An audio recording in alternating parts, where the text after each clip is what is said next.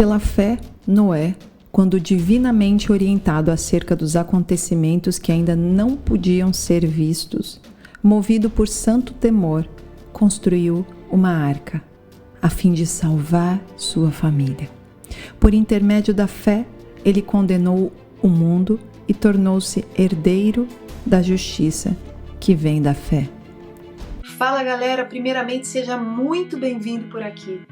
Eu me chamo Mari Garcia e se você ainda não está inscrito neste canal, este é o momento que você pode se inscrever, ativar o sininho para que o YouTube te avise toda vez que eu estiver postando vídeo novo por aqui.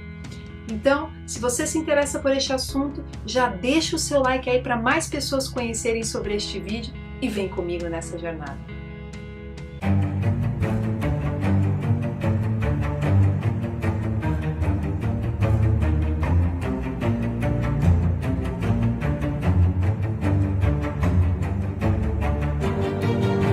A história da Arca de Noé é muito simbólica, com muitas revelações espirituais e principalmente para os tempos do fim, como os atuais em que estamos vivendo.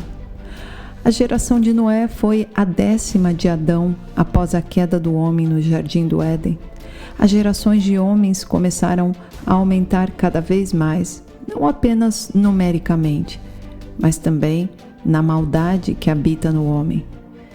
Essa maldade foi crescendo cada vez mais, de diversas formas: grupos, seitas, grandes elites, governos mundiais. E é praticado todo tipo de maldade, desde aqueles tempos de Noé até hoje, das maneiras mais diferentes e evoluídas. Mas o princípio da maldade sempre foi o oposto da vontade de Deus. E o princípio do mal sempre foi se tornar mais poderoso que o próprio Deus. As coisas que eram consideradas más nos dias de Noé, hoje em dia já são consideradas completamente normais. Imagina então as coisas que são consideradas más nos tempos de hoje em dia, quão distante nós estamos da vontade de Deus. Quão distantes nós estamos na maldade que corrompeu a humanidade.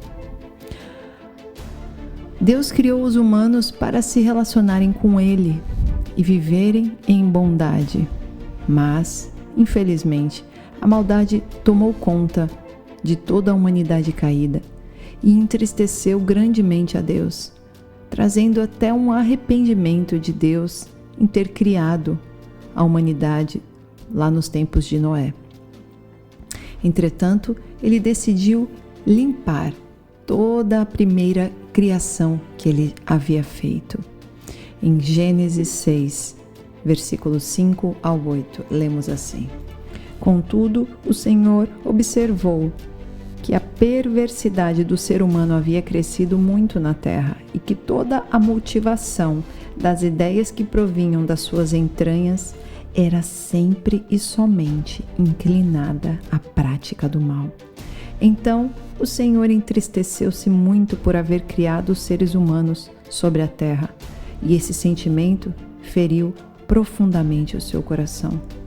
Declarou então o Senhor: Farei desaparecer da superfície do solo os seres humanos que criei.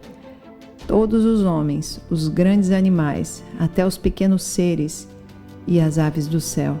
Arrependo-me de havê-los feito. Contudo, a Noé o Senhor demonstrou sua graça e misericórdia. Como crentes em Jesus, precisamos viver uma vida que encontre esta graça aos olhos de Deus, assim como Noé fez em seu tempo.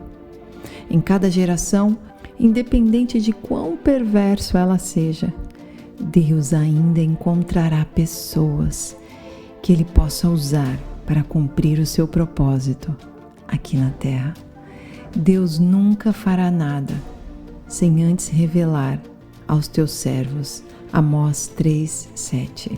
Com certeza, Adonai, o Senhor soberano, não realizará nada sobre a terra sem primeiro revelar o seu desígnio aos seus servos escolhidos, os profetas.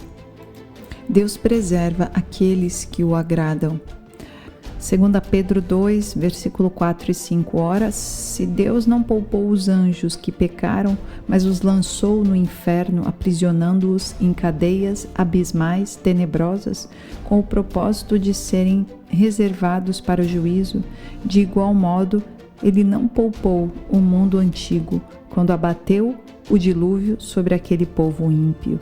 Entretanto, preservou Noé, proclamador da justiça, e mais 7 pessoas. Antes de continuar a destruição, Deus ordenou a Noé para que construísse uma arca com características muito específicas. Podemos ler em Gênesis 6, a partir do versículo 13. Então declarou Deus a Noé: Eis que darei fim a todos os seres humanos, porquanto a terra encheu-se de violência por causa deles. Eu os destruirei juntamente com a terra. Faze uma arca de madeira resinosa. Tu a farás de caniços e a calefetarás com betume por dentro e por fora. Exatamente deste modo a farás. Para o comprimento da arca 300 côvados, para a sua largura 50 côvados, para a sua altura 30 côvados. Farás um teto para a arca e o rematarás um côvado mais alto. Farás a entrada da arca pelo lado e farás um primeiro, um segundo e um terceiro andar. Da minha parte mandarei o dilúvio, muitas e muitas águas sobre a terra, a fim de que exterminem de debaixo do céu toda a carne que tiver fôlego de vida. Tudo o que há sobre a face da terra deve perecer.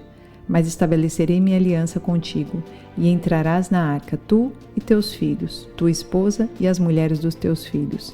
De tudo o que vive, de tudo o que é carne, farás entrar na arca 2 de cada espécie, um macho e uma fêmea, para os conservares em vida contigo. De cada espécie de aves, de cada espécie de animais, de cada espécie de todos os répteis do solo, virá contigo um casal, para os conservares em vida. Quanto a ti, reúne todo tipo de alimento e armazena-o.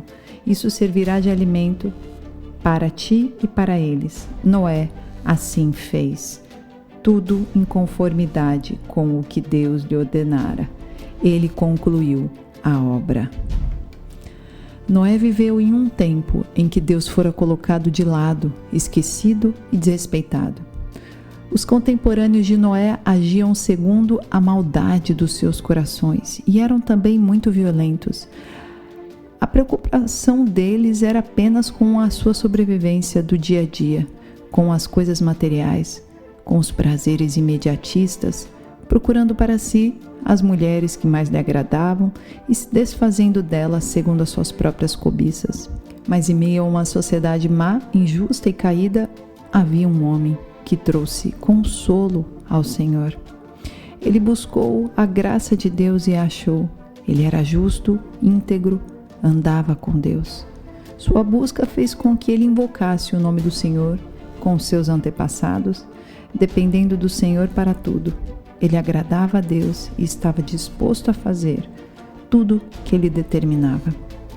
Noé foi um homem que tinha uma aliança com Deus. Aquilo não era de hoje, aquilo não era de uma hora para outra. Ele vinha vivendo uma história com Deus. Por causa disso, o Senhor pôde lhe revelar o que estava para fazer e indicar-lhe um caminho de salvação para ele e para a tua casa. Pois toda vez que seguimos a Deus, a palavra de Deus vai cair sobre aqueles que estão ao nosso redor, sobre aqueles que estão seguindo conosco, mais próximo de nós. Por isso é tão importante com quem nós andamos, com quem nós estamos no nosso dia a dia. Ele foi divinamente instruído sobre o julgamento daquela geração pecaminosa e iníqua e sobre qual a maneira de ser salvo. Sem duvidar, ele aparelhou uma arca e durante 100 anos não somente fez o que Deus determinou, como envolveu toda a sua família naquela construção. Por ser alguém tão comprometido com Deus e que tinha um bom testemunho, sua família prontamente acreditou nele e no que Deus havia lhe revelado. E juntos e de maneira perseverante, Noé, sua esposa, seus filhos e suas noras edificaram aquilo que os iria salvar do julgamento de Deus. Não se importaram com zombarias ou palavras negativas, palavras que os colocavam para baixo dos incrédulos que estavam ao redor. Noé seguiu totalmente os comandos de Deus na construção da arca e nos planos que ele deveria seguir com a tua família, mesmo com todos ao redor não acreditando, pois afinal de contas, eles nem sabiam que Deus havia falado realmente com ele. Hoje em dia, Deus pode muitas vezes falar conosco e precisamos estar atentos à sua voz. Mas também precisamos estar pronto para realizar a tua vontade, mesmo que vá contra tudo que estamos vivendo ao nosso redor. E isso nem sempre será tão fácil na prática como parece na teoria. Talvez se Noé não tivesse seguido as especificações de Deus para o plano pré-dilúvio, ele não tivesse sobrevivido. A obediência a Deus nos traz o caminho para a vida. Seria muito mais fácil Noé não ter acreditado em Deus e não ter seguido as suas ordens, até porque antes do dilúvio nunca havia tido nenhuma chuva, portanto, Noé nem conhecia ainda esse fenômeno ao qual Deus o estava alertando.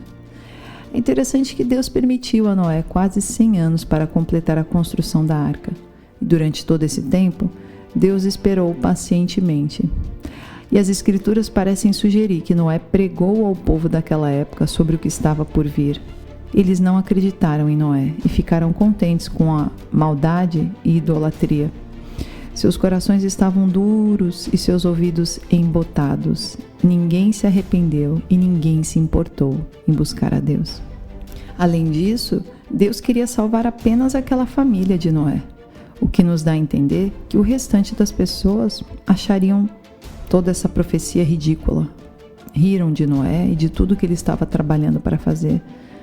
Da mesma forma, hoje, no mundo, vão ter muitos que não vão acreditar em Deus, nos planos de Deus, em Jesus e na sua volta para viver o seu reino aqui na terra conosco.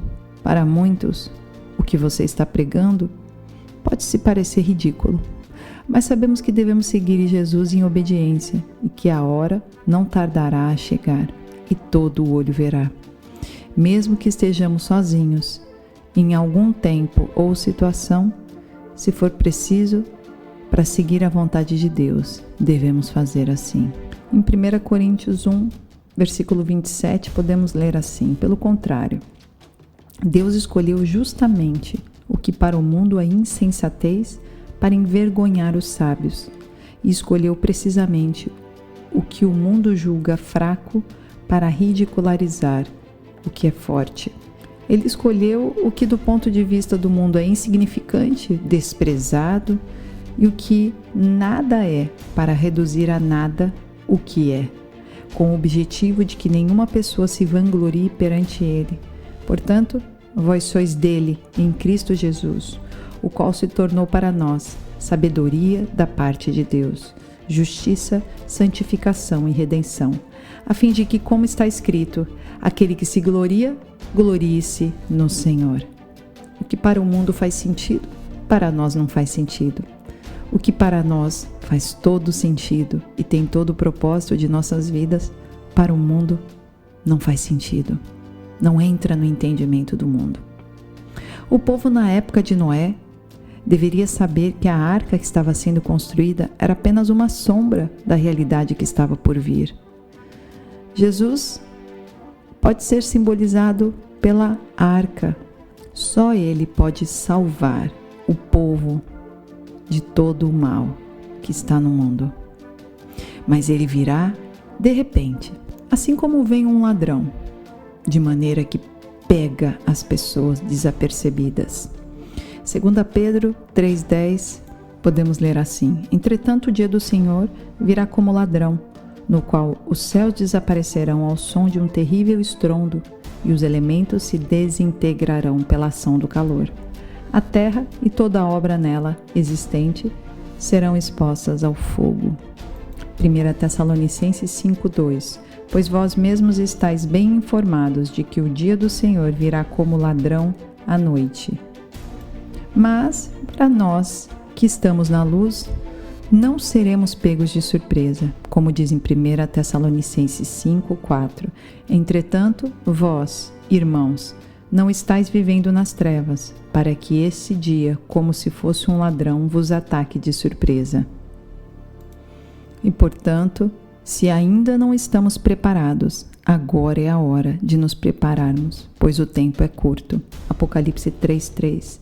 Portanto, lembra-te daquilo que tens recebido e ouvido, obedece e arrepende-te, porquanto, se não estiveres vigilante, virei como ladrão, e tu não sabereis em que hora virei contra ti.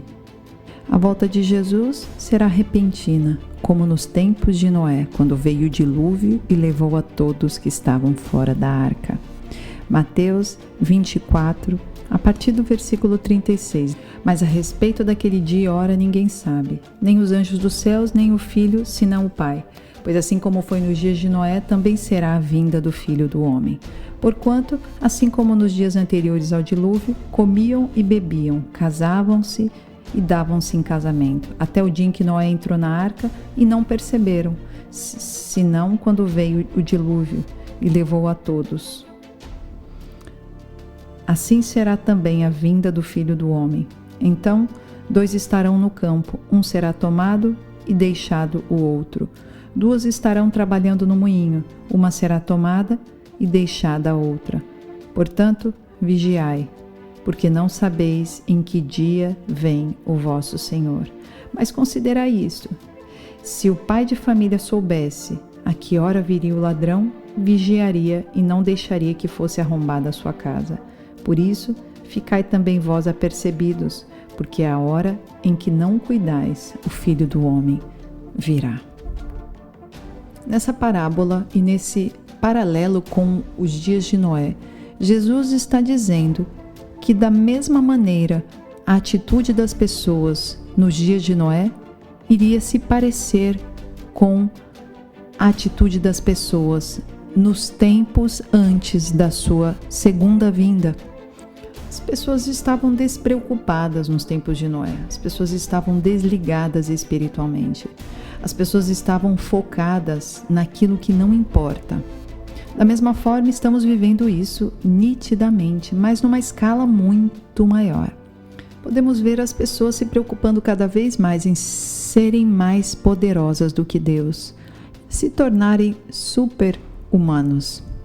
Podemos ver que o pecado tem invadido todos os lugares ao nosso redor, chegando até nas igrejas.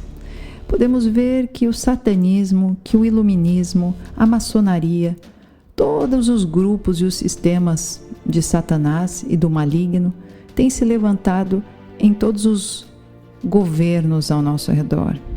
Então, podemos ver que estamos vivendo tempos de descompromisso cada vez maiores para com Deus. A apostasia tem se instalado, a falta de fé em Deus. Então, fomos criados por Ele, mas a humanidade, cada vez mais, tenta acreditar e tenta fazer com que os humanos acreditem que não foram criados por Deus, que podem ser além de Deus. E isso se iguala muito com os tempos de Noé, onde Deus se enojava, onde Deus se entristecia com toda a humanidade que Ele mesmo havia criado. As pessoas cada vez mais estão preocupadas com os cuidados da vida e acabam ignorando o seu próprio Criador. Lucas 21, a partir do versículo 34.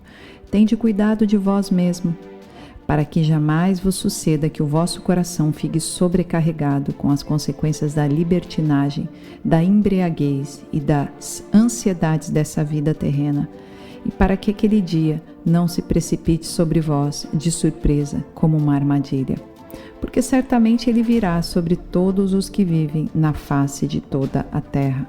Vigiai, portanto, em todo o tempo, orando para que possais escapar de todos esses eventos que estão para acontecer. E apresentai-vos em pé diante do Filho do Homem.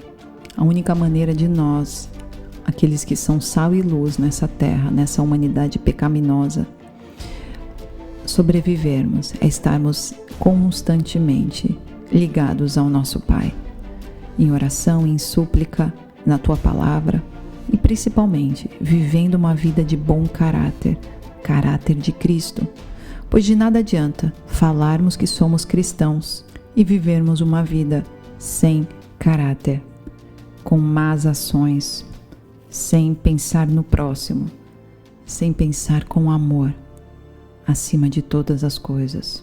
Paulo já nos alertava sobre o egoísmo que dominaria o pensamento das pessoas nos últimos dias. Em 2 Timóteo 3, a partir do versículo 1, podemos ler assim: Sabe, entretanto, disso, nos últimos dias sobrevirão tempos terríveis.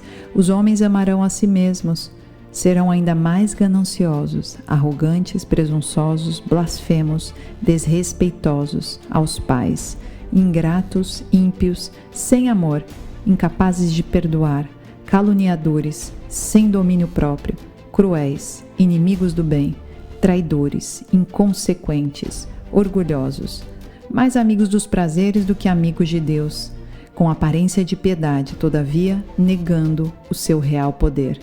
Afasta-te, portanto, desses também, porque são pessoas assim que se intrometem pelas casas e conquistam mulheres insensatas, sobrecarregadas de pecados, as quais se deixam levar por toda espécie de desejos. Esse tipo de pensamento, esses tipos de atitude vão impedir que grande parte da humanidade creia em Deus e nos sinais, milhares sinais de advertência que a Bíblia nos dá, indicando o retorno iminente de Cristo Jesus.